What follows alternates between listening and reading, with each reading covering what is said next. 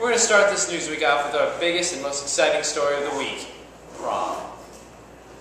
Prom is this Saturday to Sunday.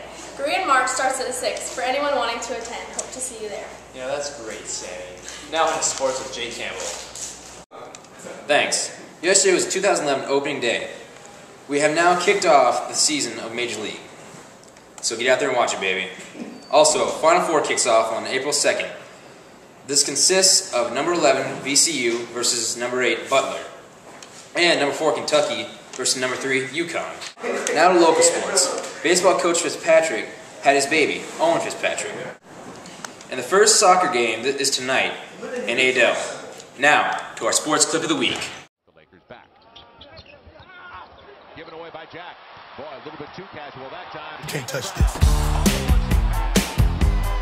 We can't touch this. We can't touch this. Can't touch this. My music hits me so hard, makes me say, oh my Lord. Thanks, Jake. Now on to world news. We currently have combat operations going on in Libya. Good luck to all the soldiers that are stationed there. And in Japan, we are still helping the efforts. If you'd like to donate, go to redcross.org. And now on to weather with Jeremy Helmick. It's kind of cloudy.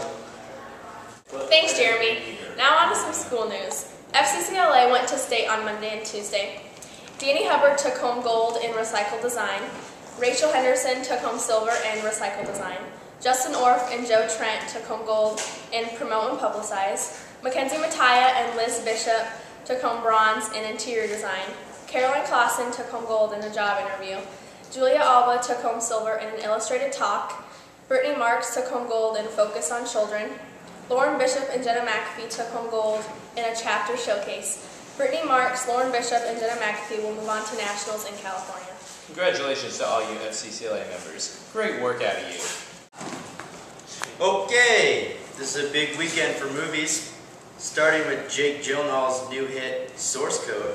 Source Code got a great review on the acclamated website, bestforfilms.com. It got a 4.5 out of 5 stars. Cool. Another movie is the thriller Insidious. It is from the director of Paranormal Activity. It got an impressive 4 out of 5 stars on film.com. And last but not least is Hop, featuring the voice of Russell Brand. Hop is a children's movie that got 3 out of 5 stars on aloneinthedark.com. Sounds like a great movie. It does. Thanks, Tyler and Christian. Now with Jono, with what grinds his gears. You know what really grinds my gears? 6th graders running in the hallway. Who do you think you are? The shout out for this week goes to Miss Pettit. Miss Pettit, you deserve this shout out because you are cool and you came from Africa. And the pout out. This week's pout out goes to Mr. Sickink for being the substitute for the substitute. Now on to our very exclusive interview with Mr. Carver with our very own Jay Campbell. We're with Mr. Carver, and I have a few questions for you, sir. Yes, sir.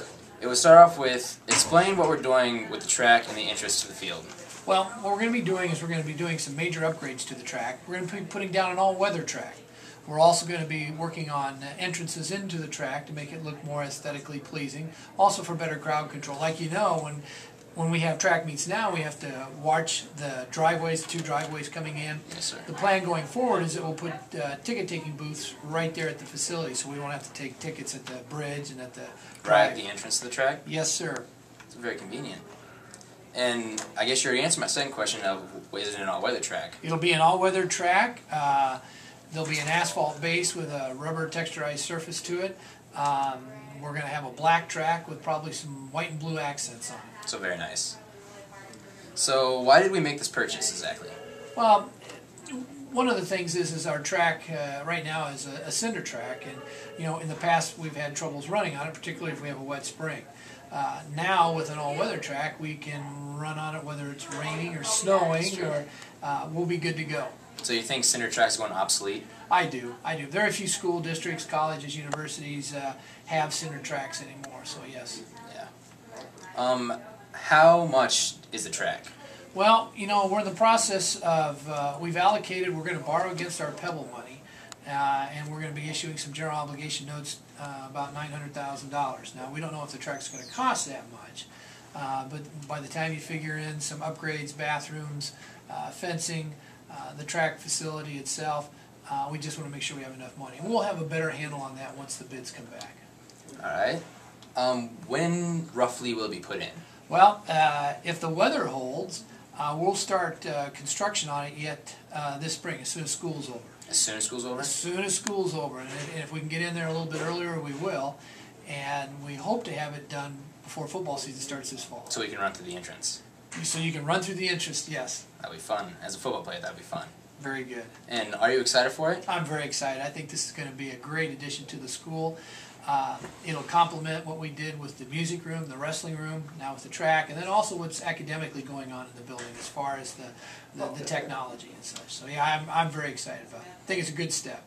Now, would you like to go outside and point out what on the diagrams, what exactly the track's going to look like? Sure, that'd be great. All right. Okay, so what are we looking at here, Mr. Carver? This is going to be the new entrance. This is the current industrial arts building. Here's the current high school, secondary school. Is this the locker rooms right here? Locker rooms would be right there. And so this will be the new entrance onto the facility. We'll have ticket-taking booths here, and then there'll be a fence that goes around the entire property. All right, and the ticket-taking booths will actually be right here. Yes, that's a closer view. Yeah, that's a better view. We'll have a patio courtyard here, the ticket-taking booths, and then this will be the direction in which folks will enter onto the track, onto the facility. The plan where this ball is to have a sculpted bulldog at some point. So we're working on that as well. And what is this bulldog contributors?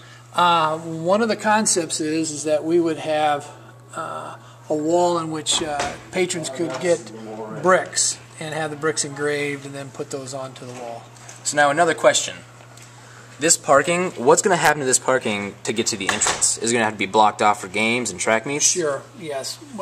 As you know, we created a new parking lot up by where the buses are. Yes. So we've captured some spaces up there, so nights on events, yes, these would be blocked off. So and it'd be overflows up there. And the overflow would be up on the bus parking lot, yep. All right, well, thank you, Mr. Carver. You're welcome, thank you. When asked about the color of the track, Mr. Carver had Now that's our show for this week. And remember, Wait. Alright, I'm making a new Twitter page. Follow us or hashtag us at VM_underground. Thank you.